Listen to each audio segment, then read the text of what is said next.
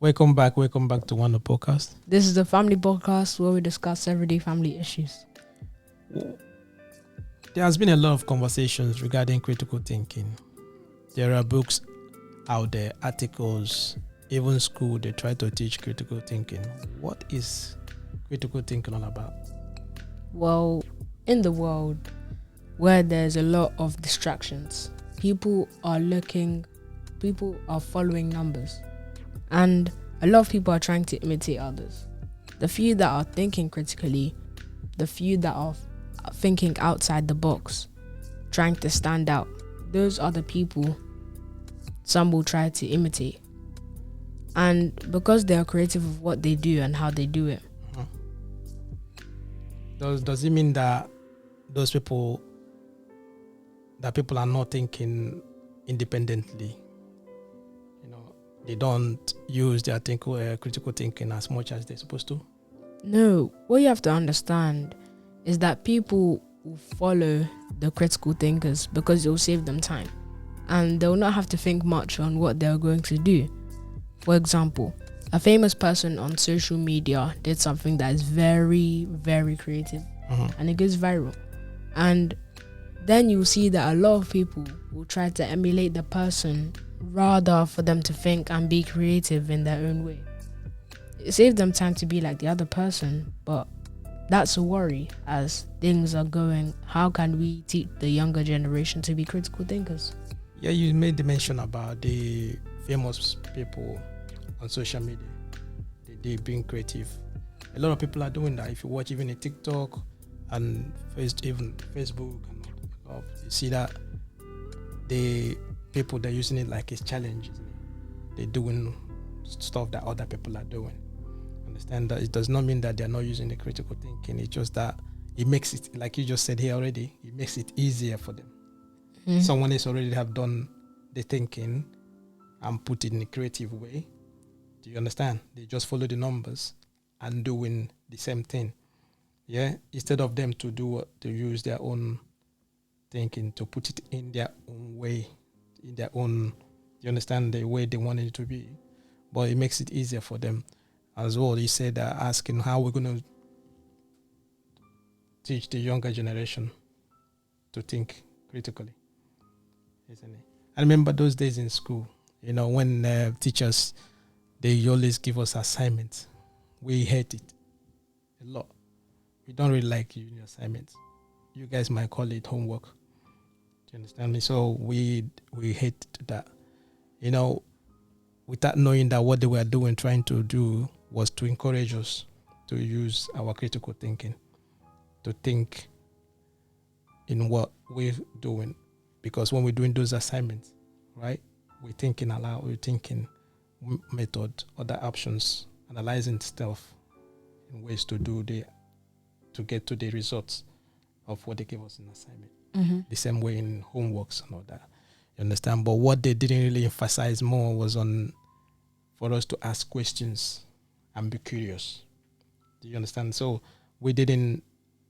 normally we're supposed to teach the younger generation, we're supposed to teach the children to ask questions, to be more curious in things that they don't understand instead of shutting them down. Or, some people do that when kids are done, when they're trying to be curious, ask you a lot of questions and they shut them down. Understand? No, why are you always curious and all that? They're asking questions, they're using their critical thinking. We're supposed to encourage that more. That's good. Understand? So, when they don't understand anything, they're supposed to ask questions. Yeah, as you said, they're supposed to ask questions.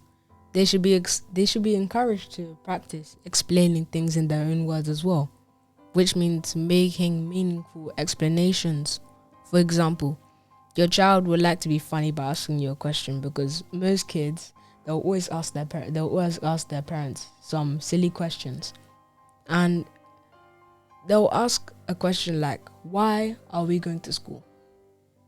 Instead of you answering and telling them the reasons of going to school, you will make them think critically by asking why they think they're going to school.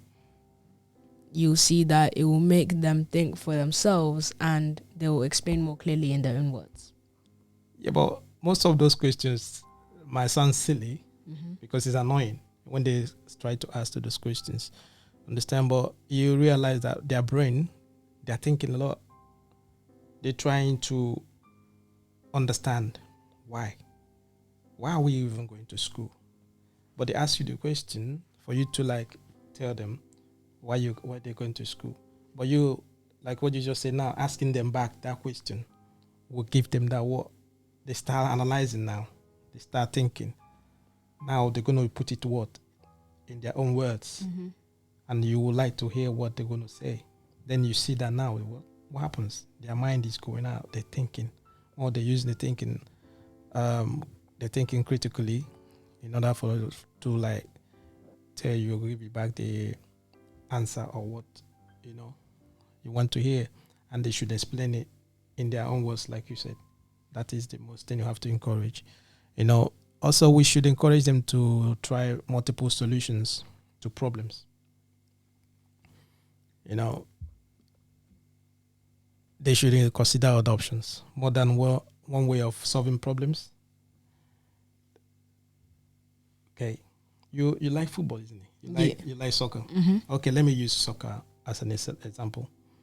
A striker has a ball to go, and he has only one defender to beat. Okay, all right. Now let's put in critical thinking into this scenario. Okay, the striker has one defender to beat. The defender is in front of him. Okay, now he has an options. It's either he dribble past the defender or he has to shoot to go.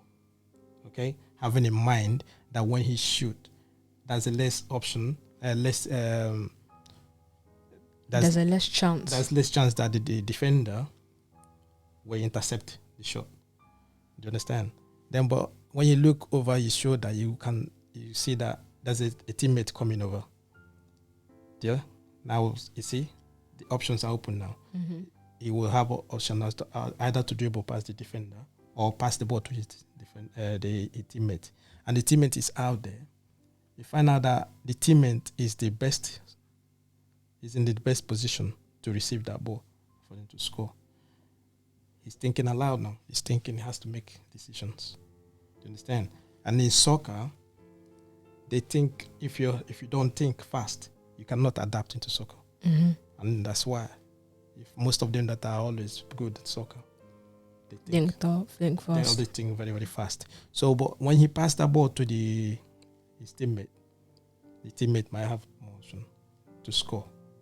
Do you understand? So, in that scenario, you see that the player or the striker, have already shown what is critical thinking. Do you understand? That is in there. He's already implemented it at that moment.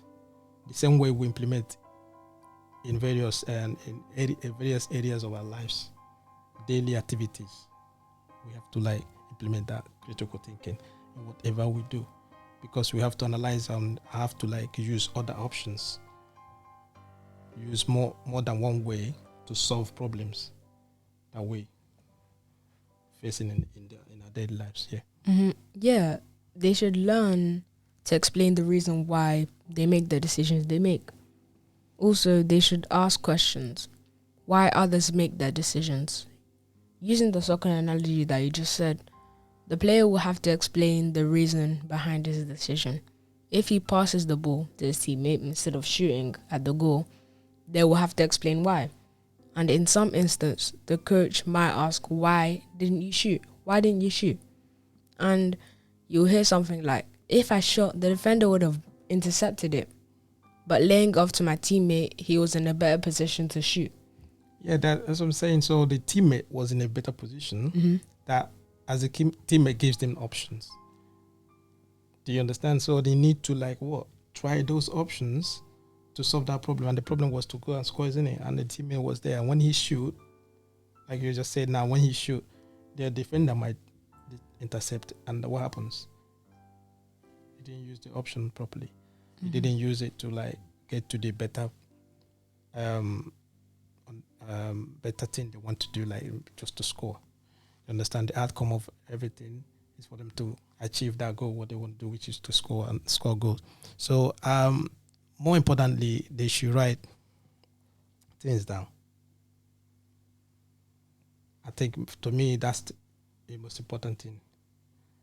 Have you noticed something that most times when you have that thought in your mind, you have something that you heard that you want to like something good. Maybe you have it in your head there, but you didn't write it down. With time, what happens? You forgot. Understand? So we should encourage them to write things down.